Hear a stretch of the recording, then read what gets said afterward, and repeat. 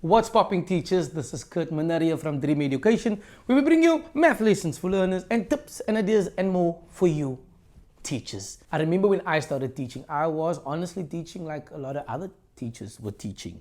It was chalk and talk, worksheets, textbook, homework, me talking most of the time, taking a few questions here and there, checking up on what they were doing, and that was kind of the order of the day. And to some extent, there are certain activities and certain duties that we have that will be the same, but there's another element or side of teaching that doesn't have to be the same, or where you can really express yourself as a teacher. So yeah, I got to a stage where I was teaching like everybody else, but I really felt like it just doesn't fit me. It's not who I am. I'm a dancer.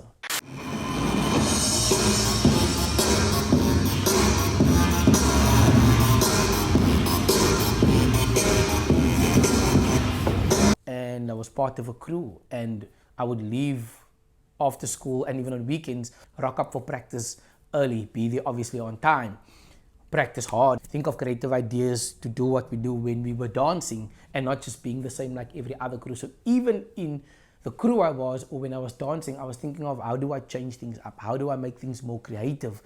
This obviously while learning new moves, working on things as a crew, planning for competitions and events, etc. And that was what brought me joy. And the cool thing about the hip-hop culture was, originality is a big deal. Have to bring something new to the table. And that at its essence was missing for me in my teaching. I felt like, I come to school and I'm just this boring bride doing the same thing over and over. And at the stage, I got to the point where I was like, no man, I need this flavor in the classroom, and I need something to help improve my learners' marks, and just to take the classroom atmosphere and just take the classroom vibe to a different level and to a different place, a more engaging place that's more fun and exciting and enjoyable, while obviously learning and doing the work. And that's obviously when I brought what I was teaching, which was maths and dance and rap and elements of what I learned about DJing, graffiti. I brought that together. Now, initially it was tricky, right? Initially it was tough. I couldn't see the connections. I could see it with music maybe, but I couldn't see it with graffiti, or I couldn't see it with other elements. But the more I thought about it, the more I was sat thinking about how does this work together, the more I learned about maths, and the more I learned about the culture, the hip-hop culture, and just about creativity and things I've seen outside in general, the more things started to make sense. Now, the same can happen for you if you wanted to, though. You might be the person who wants to keep school and this and what I'm doing there is separate. Or you could go, I love cycling and I teach natural science. How do I bring those two together? And initially, again, you might feel like there are no connections, but the more you think about it, you will see connections.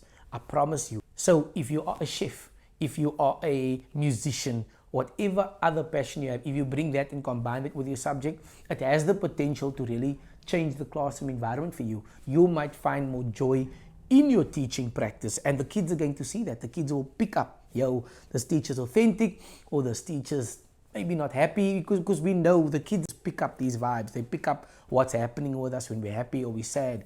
And I won't lie, when I done it, it made me way happier. 9, 18, 37, 36, 45, 44, 63, 72, 81, 90, 99, 108, 109. Started enjoying teaching, and my whole career just shifted completely.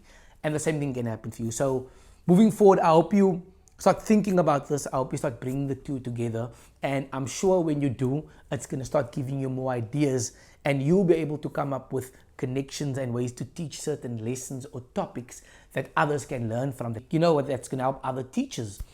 And that's it for today's Teacher's Tip, ladies and gentlemen. And don't forget to hit the like and subscribe button. Please comment if you have something you'd like to share around this conversation, and hit that post notification button. It will mean so much to us here.